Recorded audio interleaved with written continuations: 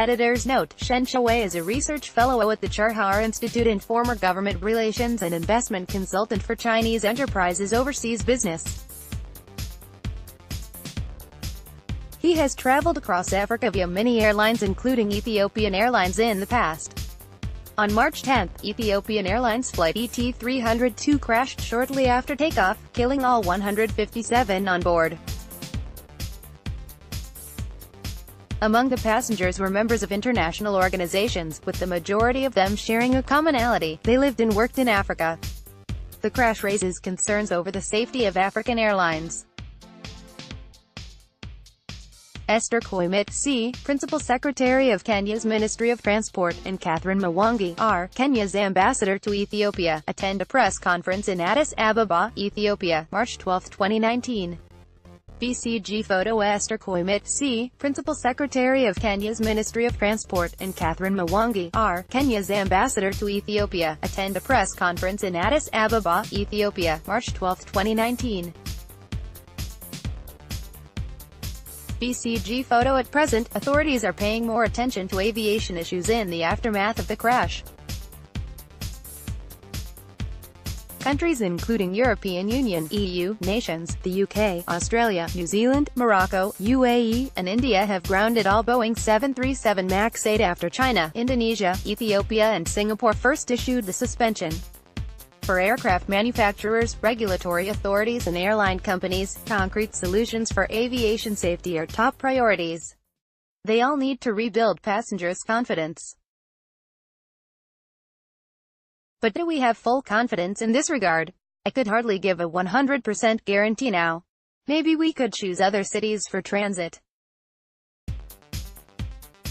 But as a frequent traveler across the African continent, I would like to tell my friends that we should need a refreshed image of traveling in Africa first. In recent years, we have seen a lot of improvements in safety measures and service from African airline companies. More advanced aircraft including Boeing 787 Dreamliner and A350-900XWB have been introduced. Small airlines have been incorporated by giants and have seen better maintenance. Aviation infrastructure like new airports are being built by international contractors like Chinese companies. Strong cooperation between airlines and major aircraft manufacturers like Boeing, Airbus, Bombardier, and Chinese have all improved in recent years. The United Nations flag is seen at half-mast in memory of the victims of Ethiopian Airlines Flight ET-302 plane crash at the UN headquarters in New York, March 11, 2019. BCG photo: the United Nations flag is seen at half-mast in memory of the victims of Ethiopian Airlines Flight ET-302 plane crash at the UN headquarters in New York, March 11, 2019. VCG photo: today, it is very common to travel in Africa by air, with airlines that are either state-owned or privately run. Millions of people travel across this vast continent each year, many of them via Ethiopian Airlines, Kenya Airways or South African Airways, the top three giants in Africa. The reason is very simple: these airlines cover major capitals and economic hubs across Africa to make the trip more convenient. Also, their better management and reputation gives passengers more confidence. But now, we have other problems besides technical ones.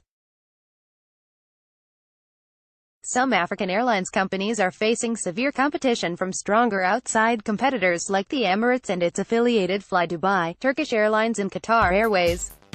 Also, due to the lack of airspace openness and profits, many countries could not allocate enough public funds for aviation industries. That is why local airlines only take a small portion of the African aviation market share. As this vast continent develops the single African air transport market, which covers more than 50 countries, a huge demand for aircraft technicians, infrastructure like new airports, training will emerge. But that needs a huge investment in terms of capital, human resources, training to policies coordination. It is a big burden for many African airlines, especially those with a poorly managed balance sheets. It's the time for us to take these opportunities to enhance aviation cooperation, especially on safety issues. That would be the best way to rebuild confidence and protect all passengers. If you want to contribute and have specific expertise, please contact us at opinions@cgtn.com.